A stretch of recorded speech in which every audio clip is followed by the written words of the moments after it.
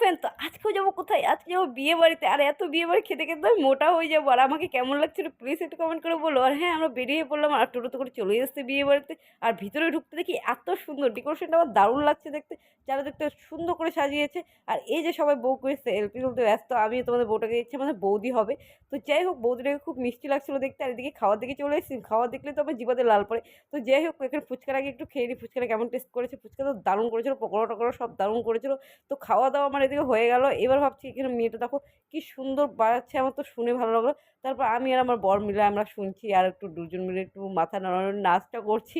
তো যাই হোক, এই আমার বোনটাও খুব হ্যাপি হচ্ছিলো, মানে ওর আমাদের নাচটা দেখে। তো যাই হোক, এখানে মেয়ের বাড়ি দেখো কত সুন্দর তথ্য নিয়ে চলে আসে। এগুলো সিন দেখলে না আমার খুব কষ্ট লাগে, মনে পড়ে যায় আমারও এরকম হয়েছিল। তো যাই হোক, আমরা এখন খাওয়া দাওয়ার টেবিলে চলে এসেছি, আর এখন দেখো খেতে খেতে শুরু করে দিয়েছি। আর যাই হোক, খাবারগুলো খুব টেস্টি করেছিল, আমার তো দারুণ লেগেছে। আর পুরো বিয়ে বাড়িটা আমার দারুণ লেগেছে। তো এখন বাড়ি থেকে রওনা হচ্ছে, তো টাটা।